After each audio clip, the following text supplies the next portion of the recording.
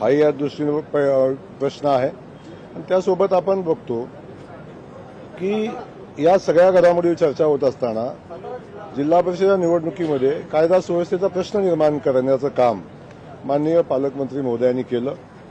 जेव्हा हजारो कार्यकर्ते जिल्हा परिषदेमध्ये घुसतात तेव्हा निवडणूक कशी पुढे जाणार आहे हाही विचार या निमित्तानं करणं आवश्यक होतं। सदस्य घेऊन येत असताना ते सांगतात शेवटी एक आहे की गुन्हा दाखल झाला, सातत्यानं भारतीय जनता पक्षावर आरोप करण्याचा प्रयत्न केला की भारतीय जनता पक्षानं गुन्हा दाखल केला। मी पुन्हा पुन्हा सांगण्याचा प्रयत्न हाच करतोय की राष्ट्रवादीचा जिल्हा परिषद सदस्य तो जो सदस्य आहे त्याचं अपहरण झालं किंवा त्याला जबरदस्तीनं बांधून ठेवलंय, या पद्धतीची तक्रार पहिल्यांदा त्यांचा चिरंजीव विकास म्हणून त्यांचा चिरंजीव आहे त्यानंच ती केली। भारतीय जनता पक्षाचा संबंध नव्हता आणि ती पहिल्यांदा अर्ज केला। अर्ज केल्यानंतर पोलिसांनी त्या सदस्यांना ज्या ठिकाणी सांगितलं त्या ठिकाणी जाऊन शोधण्याचा प्रयत्न केला, तिथून त्यांनी सदस्य गायब केले।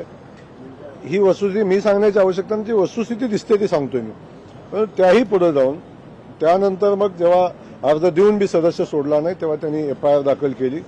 पण FIR दाखल करणारा कार्यकर्ता हा राष्ट्रवादी पक्षाच्या जिल्हा परिषद सदस्याचा चिरंजीव आणि राष्ट्रवादी पक्षाचा पदाधिकारी आहे, त्यामध्ये भारतीय जनता पक्षाचा कुठलाही संबंध नाही। जेव्हा स्वतःचा मुलगा फिर्याद दाखल करतो तेव्हा त्याची शहानिशा करणं ही पोलिसांची जबाबदारी आहे। आणि जेव्हा अपहरणाचा आणि हत्येच्या प्रयत्नाचा गुन्हा दाखल झाल्यानंतर मला एक समजत नाही की राज्याचे मंत्री पोलिसांच्या तपासात सहकार्य करण्याऐवजी त्या दोन्ही आरोपींना घेऊन स्वतः सभागृहामध्ये जायचा प्रयत्न करतात, पोलिसांना जवळ येऊ देत नाही। पोलिसांना आपण सगळ्या व्हिडिओज बघितल्या तर पोलिसांना शिवीगाळ करून त्या सदस्यांना घेऊन जायचा प्रयत्न करतात।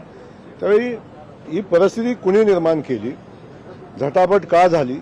शेवटी एक विषय होता की ते सदस्याचं अपहरण झालंय नाही झालंय तपासात पुढे येईल, बाकी सगळ्या गोष्टी होतील, परंतु हे सगळं काम पालकमंत्री म्हणून त्यांचं होतं का याचंही सगळ्यात पहिल्यांदा उत्तर देणं अपेक्षित आहे। त्यानंतर म्हणतात 2 सदस्य आमचे नेले म्हणून जिल्हाध्यक्ष झाला। ते 2 सदस्य अगदी बेरीज केली तरी 30 अधिक 2 त्यांची बेरीज 32 होते।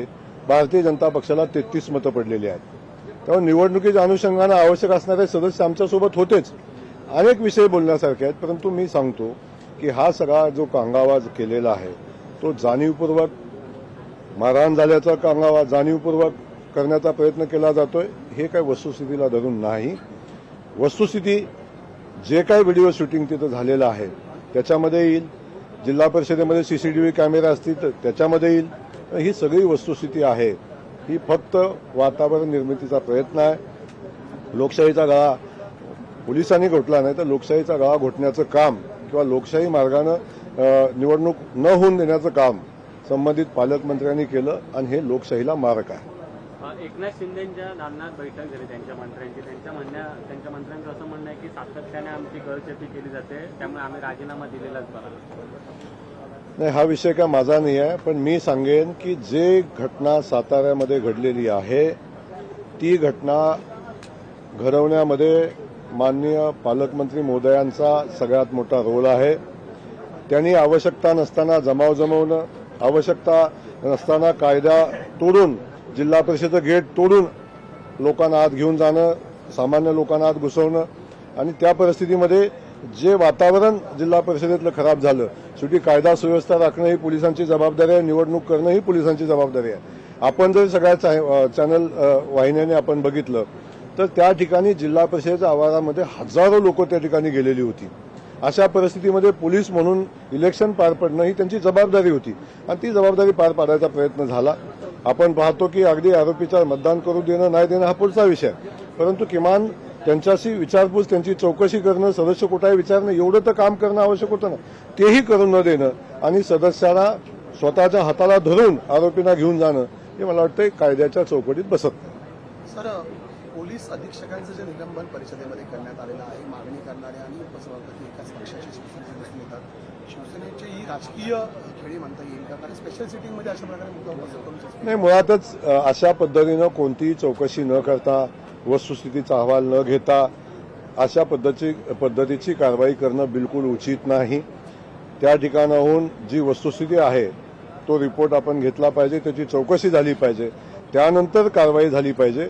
आम्ही झालेली कारवाई मागं घेण्याची मागणी आम्ही सभागृहामध्ये करणार आहे. तुम्ही आता थोड्या वेळापूर्वीच मुख्यमंत्र्यांची देखील भेट घेतलेली आहे. मुख्यमंत्र्यांची भूमिका या संदर्भात काय आहे? नाही, मुख्यमंत्री महोदयांची या संदर्भात माझी चर्चा झालेली नाही. झालेल्या घटनाक्रमाची माहिती माननीय मुख्यमंत्री महोदयांना आम्ही दिलेली आहे आणि याच्या पलीकडची कुठली चर्चा झालेली नाही.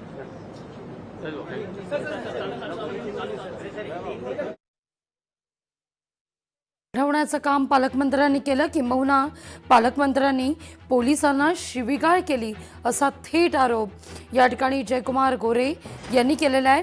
तर मारहाण करण्यात आली, जे सांगण्यात येत आहे तो उगाचच केलेला कांगावा आहे, जाणीवपूर्वक केलेला कांगावा आहे. त्यामुळे केलेली कारवाई स्थगित करावी अशी मागणी जयकुमार गोरे करतायत. लोकशाही मराठी ऐका, पहा, जागरूक रहा.